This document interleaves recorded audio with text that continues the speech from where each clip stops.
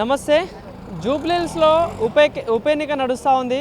So ఈ నేపథ్యంలోనే జూబ్లీహిల్స్లో ఉన్న సంబంధించిన వికలాంగులందరూ కూడా కాంగ్రెస్ ప్రభుత్వం మాకు 6,000 ఇస్తా అన్నది మాకు ఇవ్వట్లేదు అంటూ కూడా ఈరోజు మొత్తం పెద్ద ఎత్తున ధర్నాకైతే కార్యక్రమం నిర్వహించుకున్నారు.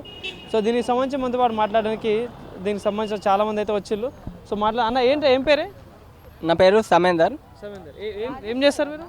మేము ప్రస్తుతానికి జాబ్ చేస్తుంటాము. ఓకే. వికలాంగులకు 6,000 పింఛన్ ఇస్తా అని చెప్పేసి రేవంత్ రెడ్డి కాంగ్రెస్ ప్రభుత్వంలో మాకు ఇచ్చిన హామీ నెరవేరట్లేదు.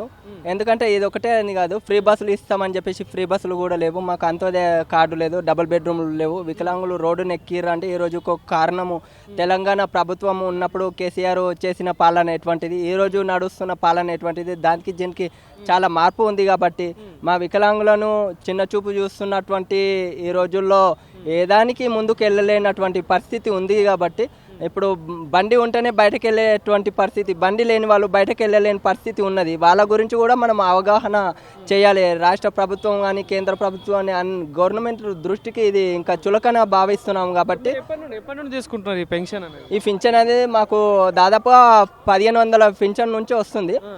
సో మాకు వైఎస్ రాజశేఖర రెడ్డి అప్పుడు ఉన్నప్పుడు 500 వచ్చేది. ఇప్పుడు మన కేసీఆర్ ఉన్నప్పుడు మనకు 3,016 పెంచాడు.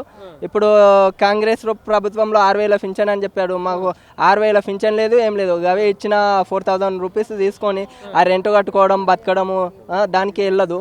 ఇప్పుడు సొంత ఇంటిలో ఉన్న అప్పే, బయట ఉన్న అప్పే.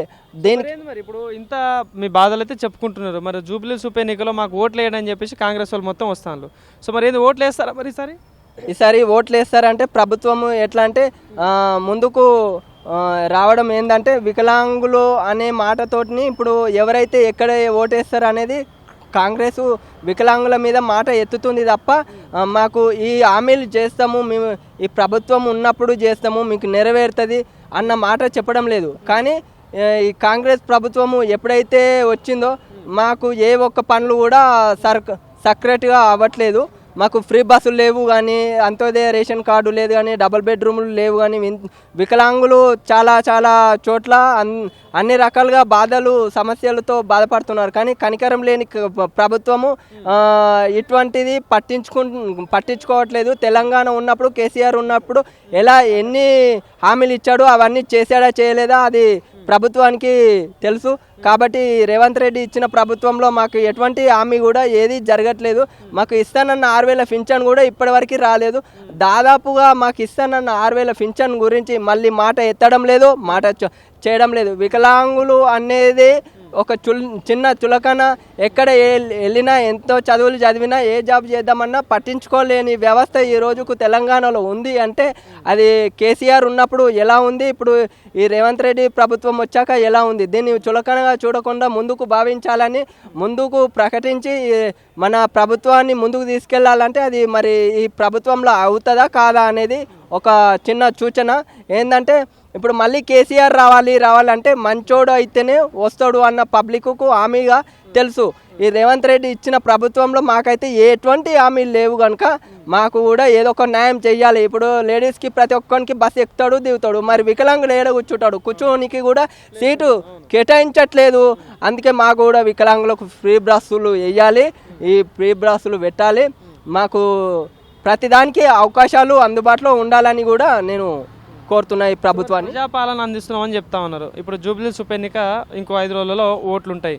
సో మరి మద్దతు ఎవరికి ఇస్తారు? మీది మద్దతు కేసీఆర్కే ఉంది, చాలా మద్దతు అయితే కేసీఆర్కే ఉంది. కానీ ఎక్కడ ఎలక్షన్ జరిగినా అని ఇప్పుడు కేసీఆర్ పేరు ఎత్తడం అవుతుంది. ఎందుకంటే ఈ రేవంత్ రెడ్డి ప్రభుత్వంలో హామీలు ఇస్తాము అని ఆశలు పెట్టి చంపేసిండు తప్ప మాకైతే 6,000 పింఛన్తో ఇదివరకు అయితే రాలేదు. ఆ 6,000 పింఛన్తో మొదలు పెడితే ప్రతి ఒక్క హామీ కూడా మాకు నెరవేరలేదు. వికలాంగులు అంటేనే ఎన్నో చులకనగా అయిపోయింది. కాబట్టి మా ఈ ప్రభుత్వంలో ఇప్పటికి అవుతాయా కాదా తెలియదు.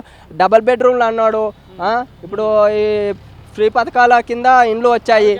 6 గ్యారెంటీల పథకం అంటే ఇప్పుడు ఇండ్లు కట్టుకోవాలి గవర్నమెంట్ నుంచి, మీకు 5 లక్షలు వస్తుంది అన్నాడు. వాడు మొత్తం లేవలేని పరిస్థితిలో ఉండి 1,00,000 రూపాయలు పెట్టి బేస్మెంట్లో ఆటాలంటే కూడా మన దగ్గర చులకన చిన్న రూపాయి కూడా ఉండదు. మరి అలాంటిది అప్పుడు గవర్నమెంట్ సొమ్ము ఎలా చెల్లిస్తుంది? 5 లక్షలు మొత్తం పూరా పరిస్థితి కట్టుకోలేని పరిస్థితిలో ఉన్నప్పుడు వాడికి బీద పరిస్థితి ఉంటే వాడు కట్టించడానికి ముందుకు రావాలి.